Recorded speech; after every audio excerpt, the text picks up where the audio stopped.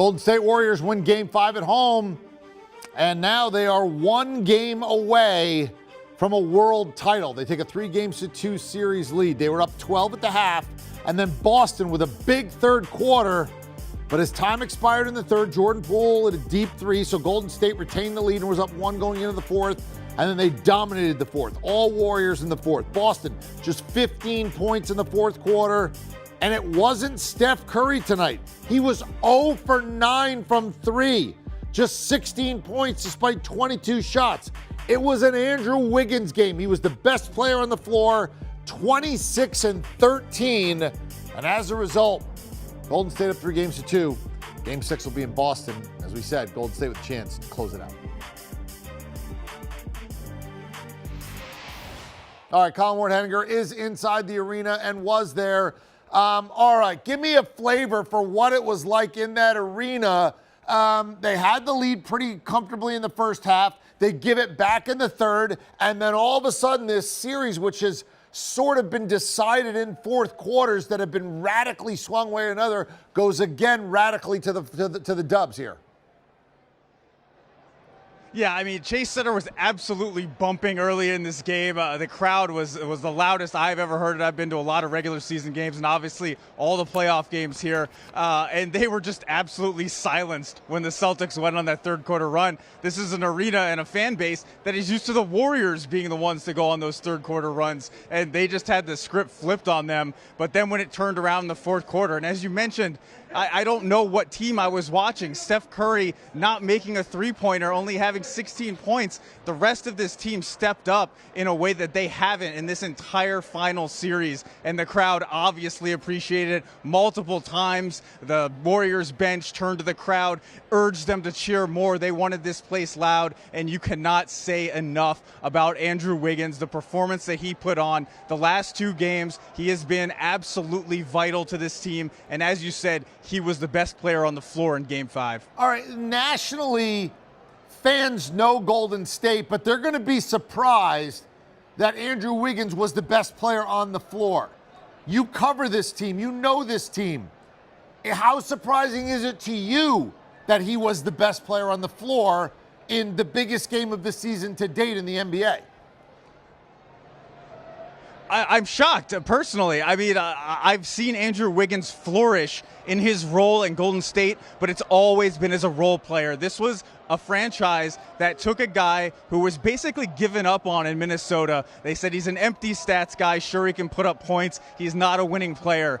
They handled him with kid gloves. They gave him very simple tasks. Say, hey, defend as hard as you can, make some threes, and get some dunks every once in a while. That what he did tonight was aggressive. He looked like he was the number 1 pick, as he was in the past, and went out there and played like he owned this court. And that is not something that we're used to seeing from Andrew Wiggins, particularly with all the star power on the Warriors. Obviously, Steph Curry, Klay Thompson, Draymond Green, these are the alphas of this team. So to see Andrew Wiggins go from being a role player, an excellent role player, all year long into the playoffs, and see what he did in this must-win game for the Warriors is truly phenomenal. All right, we credit Golden State for what they did in the fourth quarter and what they did in the fourth quarter in Boston in Game 4. We credit them. Wonderful. New paragraph now. What about Boston in the fourth quarter? In Game 4, last 5 minutes, abysmal on offense and 15 points in the fourth quarter in this spot. How is this happening to the Celtics where they have been so bad at the most crucial time in this series? It's a mystery, but it is a continuing trend and obviously a very troubling trend for Boston that they cannot seem to perform during crunch time. This is a problem that's dated back throughout these playoffs, and if you really want to look at it during the regular season, when they started playing really well at the end of January, they didn't play in a lot of close games, so they nailed their rotations down. They obviously have the talent and the defense to be able to win, but they don't have whatever that extra thing is in crunch time to stay composed. You see Marcus Smart getting technical fouls. They're turning the ball over, something they did throughout Game 5, and that is what really leads to losses. It is almost that simple. If the Celtics take care of the ball, they almost always win. If they don't take care of the ball, they generally lose. And that is only compounded when you get into crunch time and you're not making shots, and the Warriors are going on these runs with the support of this raucous crowd. So this is a troubling trend. They're going to need to obviously turn things around in Game 6 to avoid elimination, and that is really going to come down to how they execute down the stretch, something that they have not done well throughout these playoffs. The only exception was Game 1, when the Celtics were masterful in the fourth quarter and Golden State was putrid. It seems like that was sort of the outlier as opposed to everything else that has happened. And maybe we all got a little, fool's gold at what we saw in the fourth quarter of Game 1. But you're right. The Celtics in the fourth quarter, Game 4 and Game 5, have just not responded. Colin, Ward-Henninger, excellent job. And I don't just mean with this report. How about what he did here? Look at this. Here's his game wagers. You get a hit, you get a hit, you get a hit, you get a hit, you get a hit, you get a hit, you get a hit. I mean, that's called 7 for 8. That's 88%. That is dropping the mic. Go get a steak. You earned it. Well done. All right, Bill Reiter, always well done. You had Golden State to start the series. We kind of looked at this series and these teams. You told me Jaylen Brown was a guy that we should bet under. That was another great play by you in that spot. Let's pick up where we just left off there. Boston scored 15 points in the fourth quarter. They lose the game there.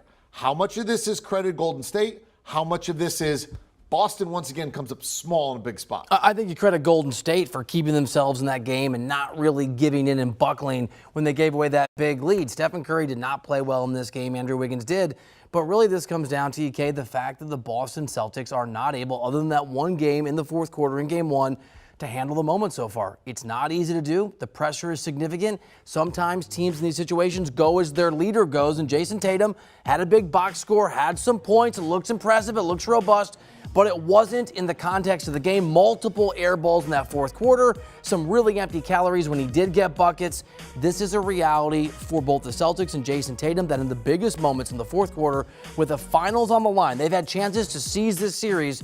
It has been too much for them, and if they don't correct that, whatever that mental block is, that reaction to pressure, certainly that reaction to the Warriors' ability to know what this is about and play the level of defense you have to, this series is over on Thursday. All right, Andrew Wiggins comes up big, 26 and 13.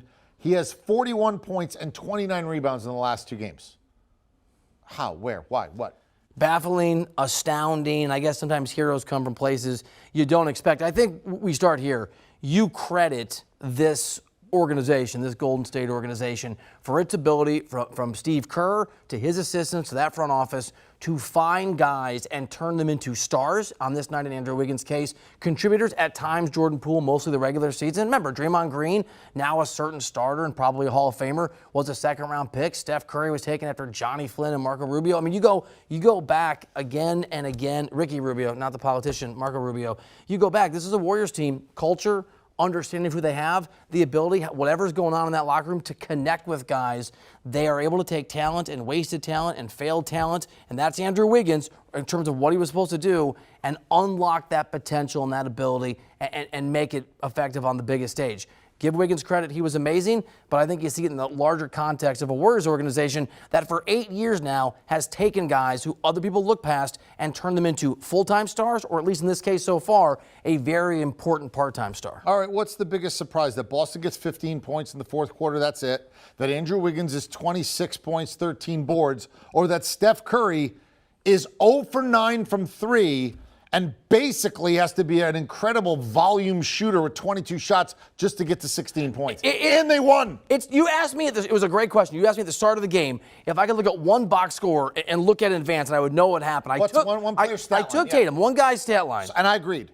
But the next answer, if you give me 2, if you've been generous and said you can have 2, I would have looked at Stephen Curry. And if you showed me this box score, this line, this number of points, this level of inefficiency and ineptitude from the three-point line, I would have told you, so Boston won by 12 or 15 or 17. It is utterly mind-baffling that the Celtics and all their excellence and all their resilience going back to January and all their defensive acumen and the firepower they have offensively, and they couldn't find a way to win this game, really to be in this game in the fourth quarter when Steph Curry had a brutal performance. All right. It's shocking. So what's the biggest adjustment Boston needs to make? It's not stop Steph Curry. They did, and they still lose.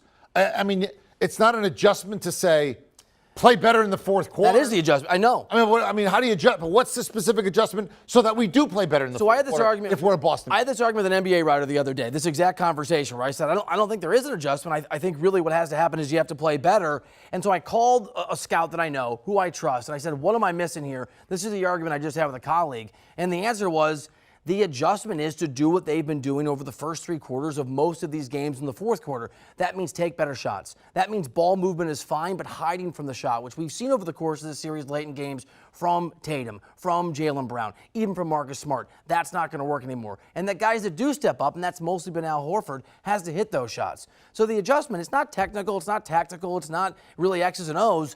Ime Udoka, who reached these guys in January, found a way to reach them and say to them, you have not played well, you have not lived up to expectations, it's time to figure out how to play basketball at the level you're supposed to, and they turn their season around. He's got to reach them the same way immediately and say to them, you've got to play 48 full minutes of the basketball that we know you're capable of. All right, let's wrap it up here. What is the percent chance that Boston can win 2 in a row, win 6 at home, win 7 on the road? And keep in mind, if the games were, if you considered them both dead even, it's like, what the odds you win 2 coin flips? 25%, because they got to win both. Yep. Winning one of the, that would be 25% if you think that the teams are dead even. What percent chance now that Boston wins the series? 12.5%. That's it. 12.5. All right, so 7 out of 8 times, it works every time. It's for Golden very State unlikely to happen. All right, very unlikely. Feels like Golden State is completely in the driver's seat. And there you go. Look, Andrew Wiggins, step it up. I mean, in every way. And look, he wasn't even good from 3-point range, right? So if you look at that, I mean, what he did from 2-point range was incredible. He was 0 for 6 from 3. He was 12 of 17 inside the arc. Dominant player around the rim, 26 and 13. Best player on the floor tonight. Well done. Do you want a sports network that delivers everything that matters about the game? The highlights, the picks, the instant analysis. No yelling, no fake debates, no politics. Hit the subscribe button and never miss a moment.